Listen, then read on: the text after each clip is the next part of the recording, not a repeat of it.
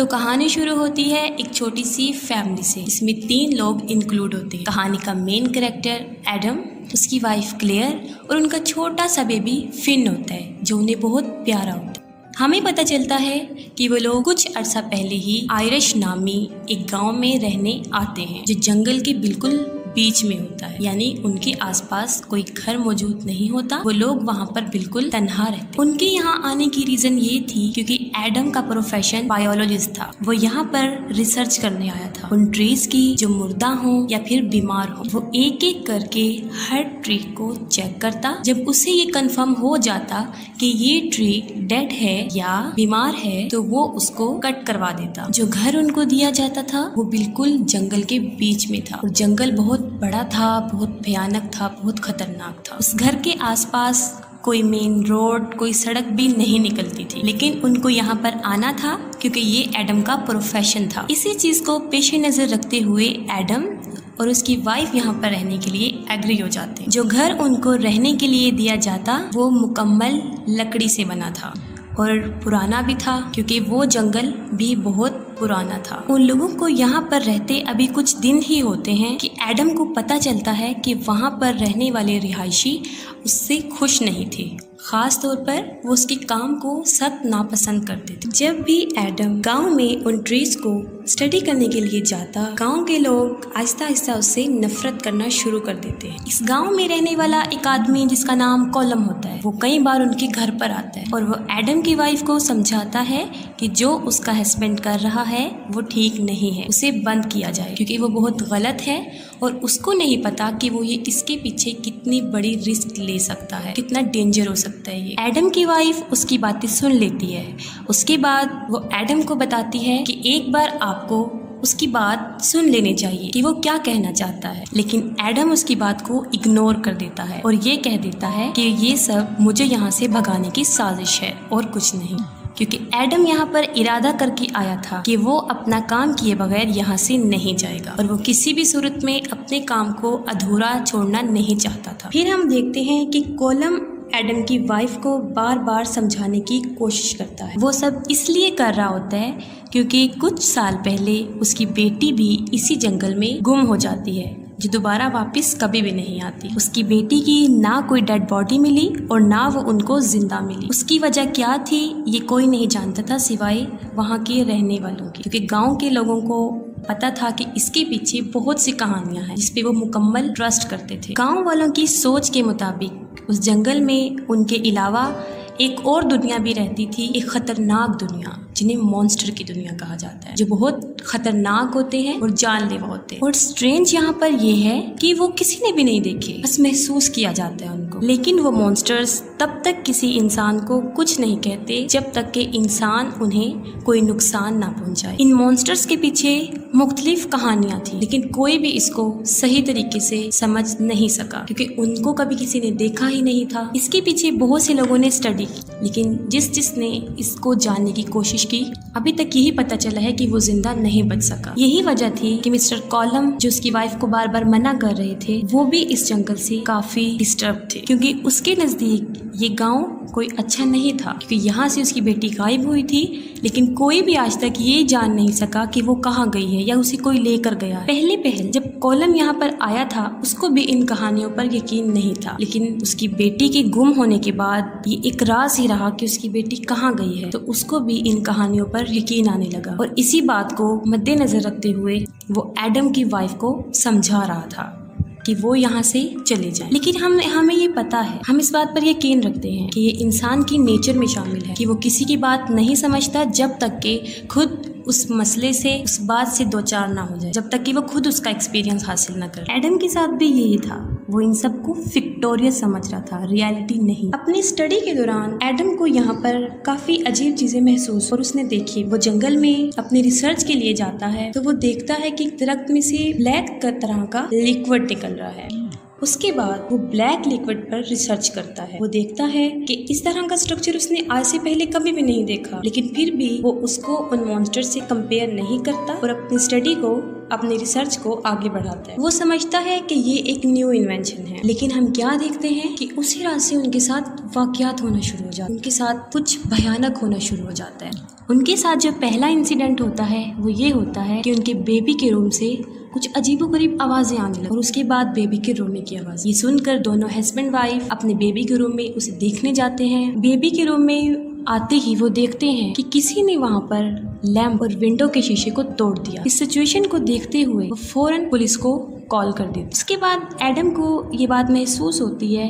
कि ये किसी की शरारत है, वहाँ पे रहने वालों की, जो उनको डराना चाहते हैं ताकि वो अपना काम, अपनी रिसर्च यहाँ पर छोड़कर यहाँ से चले जाएं। जब पुलिस वाला वहाँ पर पहुँच जाता है, वो सारी सिचुएशन को देखने के बाद एडम को बताता है एक अजीब बात कि ये किसी बर्ड का काम है, किसी इंसान का काम नहीं। पुलिस वाला उनको ये भी बताता है कि इस जंगल में काफी अजीबोगरीब चीजें रहती और उनको यहाँ से चले जाना चाहिए, लेकिन एडम उसकी बात पर भी यकीन नहीं करता और क्लेयर उसकी बातों से डर जाती है। पुलिस वाले की बातें सुनने के दौरान एडम की वाइफ को याद आता है कि जब वो यहाँ पर आए थे उनके घर के विंडोज पर लोहे के बड़े बड़े रॉड लगे हुए थे। दिखने में ये चीज काफी अजीबोगरीब नजर आई, इसीलिए उसकी वाइफ ने वो सारे रॉड वहाँ से हटा दी। उसकी वाइफ को उस जगह से खौफ आने लगता है और वो भी उन लोगों की बातों पे यकीन करना शुरू हो जाता है, लेकिन एडम उसको समझाता है कि ऐसा कुछ नहीं होता, ये सब उन लोगों की चाल है। फिर हम देखते हैं अगले दिन एडम अपने बेटे को लेकर मार्केट कुछ परचेजिंग करने जाता है और वो देखता है उन लोगों का रवैया, तो काफी हैरान हो जाता है कि कोई भी उनको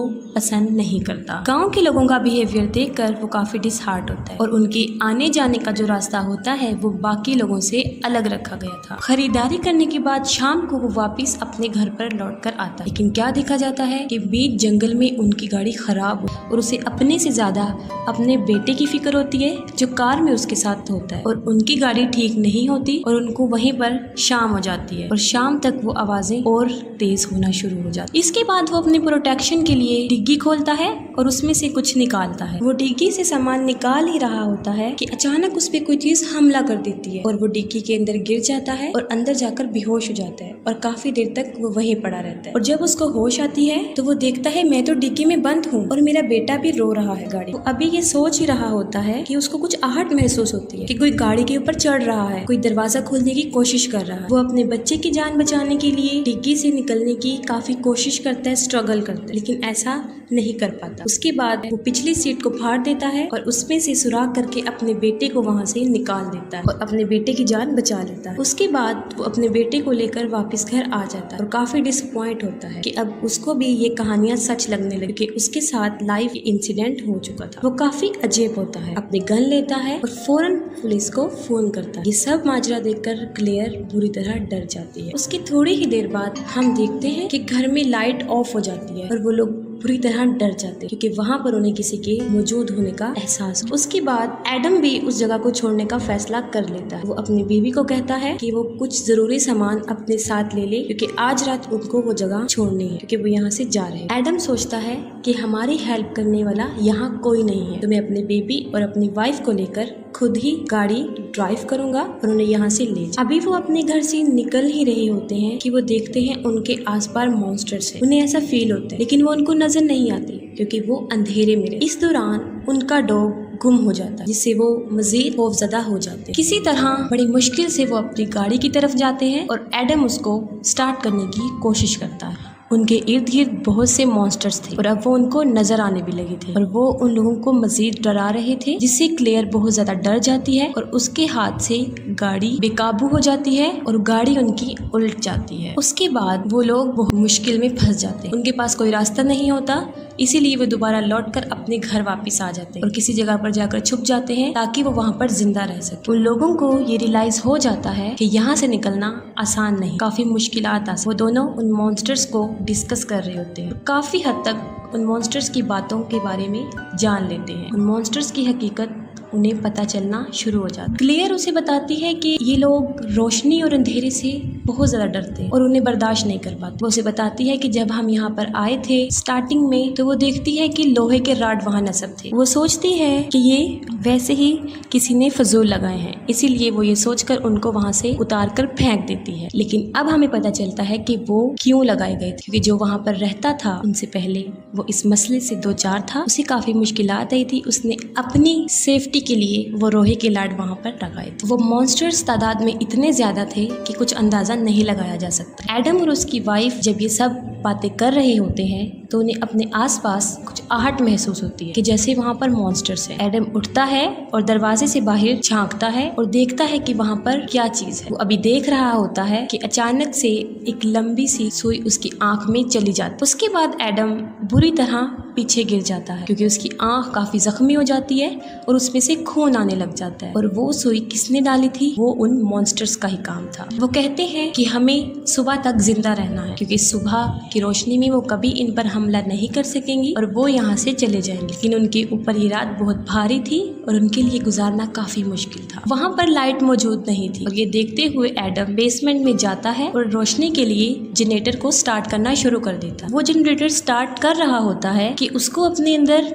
कुछ स्ट्रेंज सी चेंजिंग फील होना शुरू हो जाती है कि जैसे उसकी बॉडी में कुछ चेंजिंग आ रही है, कुछ हो रहा है उसके साथ। उसकी वजह ये थी कि उन मॉन्स्टर्स ने उसकी आंख में उस सुई के जरिए कुछ डाल दिया था। वो फौरन मिरर में देखता है। वो देखता है कि उसका फेस बिल्कुल उन मॉन्स्टर्स की तरह बनता जा रहा है और उसकी वजह ये थी कि उन मॉन्स्टर्स ने अपना कुछ पार्ट उसकी आंख में दाखिल कर दिया था। हमें पता चलता है कि वो मॉन्स्टर्स काफी हजार सालों से वहाँ पर मौजूद थे। जाहिर है इतने ओल्ड मॉन्स्टर्स थे तो वो बहुत खतरनाक हो चुके थे और बहुत भयानक। और इन मॉन्स्टर्स की एक बड़ी बात ये है कि वो कुछ ही वक्त में एक आम इंसान को बिल्कुल अपने जैसा बना सकते थे और बिल्कुल ऐसा ही एडम के साथ भी हो रहा था। एडम की बॉडी बदल रही थी, उसका कलर बदल रहा था और वो बिल्कुल उन मॉन्स्टर्स की तरह बनता जा रहा था। लेकिन वो देखकर काफी डिसअपॉइंट हो जाता है कि अगर वो मॉन्स्टर बन गया तो वो अपनी वाइफ और अपने बच्चे का दुश्मन बन जाएगा। हम देखते हैं कि जब एडम जनरेटर स्टार्ट कर रहा होता है उसके साथ ही मॉन्स्टर्स उसकी वाइफ पर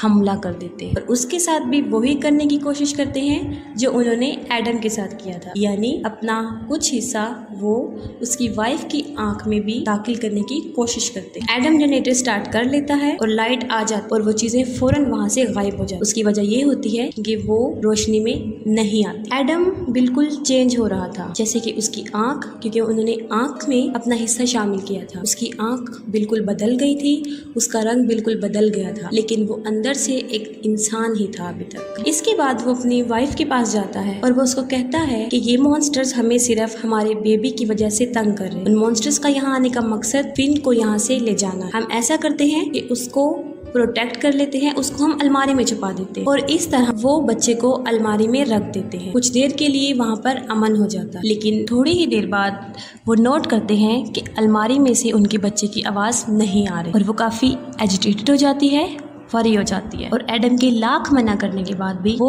उस अलमारी के दरवाजे को खोल देती है जहाँ पर उनका बच्चा लेटा होता है। वो जैसे ही अलमारी खोलती है वो एक अजीब चीज देखती है, एक बहुत भयानक मॉन्स्टर्स, एक काले रंग का मॉन्स्टर्स उनके बच्चे को वहाँ से ले जा रहा है। हालांकि अलमारी में से कोई ले जाने की जगह नहीं थी, तो वो कहाँ से ले जा रहा था? वो दीवारों में से उनके बच्चे को ले जा रहा था। वो दोनों अपने बच्चे को बचाने की काफी कोशिश करते हैं, उसके पीछे भागते हैं, लेकिन नाकाम रहते हैं क्योंकि वो मॉन्स्टर्स उनके बच्चे को वहाँ से लेकर भाग जाता है। वो मॉन्स्टर्स उनके बच्चे को जंगल में लेकर जाता है। एडम की हालत कुछ ठीक नहीं होती, इसीलिए उसकी वाइफ अपने बच्चे को ढूंढने के लिए उस मॉन्स्टर्स के पीछे जाती है। कुछ दूर चलने के बाद वो देखती है कि उसके बच्चे को एक तालाब में फेंक दिया है। ये देखकर वो फौरन अपने बच्चे को बचाने के लिए उस तालाब में कूद जाती है और वहाँ से अपने घर आ जाती है अपने बच्चे के साथ। वो अपने बच्चे को लाकर एडम के हाथ में देती है।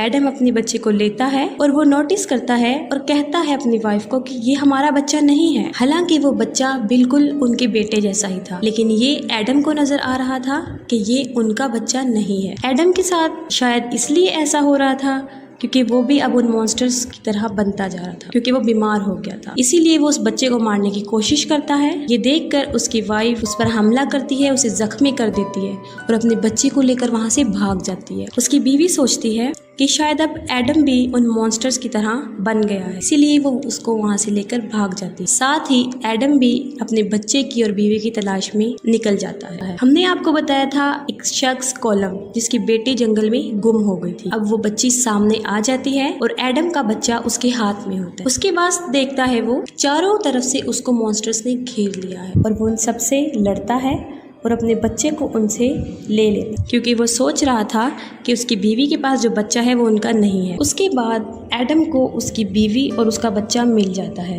वो उसको यकीन दिलाता है कि तुम एक दफ़ा मेरे ऊपर भरोसा करो और देखो ये बच्चा हमारा नहीं है। उसकी बीवी के लिए ये सोचना काफ़ी मुश्किल था, क्योंकि वो बिल्कुल बच्चा उनके अपने बच्चे जैसा था, हूबहू, वही कपड़े, वही चेहरा। लेकिन वो एक आखिरी बार एडम पे भरोसा करती है और उसके सामने आ जाती है। उसके बाद वो बच्चा जो एडम के पास होता है वो उस बच्चे को लेती है और वहाँ से फौरन भाग जाती है। एडम वहाँ पर खड़ा रहता है और फौरन वहाँ पर सब मॉन्स्टर्स आ जाते हैं, उस पर हमला कर देते हैं और उसको जान से मार देते हैं। उसके बाद दोबारा रात हो जाती है। एडम बिल्कुल सही कह रहा था कि वो बच्चा उनका नहीं है, क्योंकि मॉन्स्टर्स धूप में जल जाते हैं, इसलिए वो बच्चा उस धूप में जल गया था। एडम का अंदाजा बिल्कुल ठीक था कि अगर वो अपने बच्चे को वहाँ छोड़ देती, उस बच्चे को ले जाती, तो वो अपने हकीकी बच्चे को वहाँ पर खो देती। ऐसा उन्होंने इसलिए किया था क्योंकि उन मॉन्स्टर्स का टारगेट होता है कि बच्चे को उठाकर ले जाते हैं और उन्हें अपनी दुनिया में ले जाते हैं, लेकिन इस बार वो नाकाम।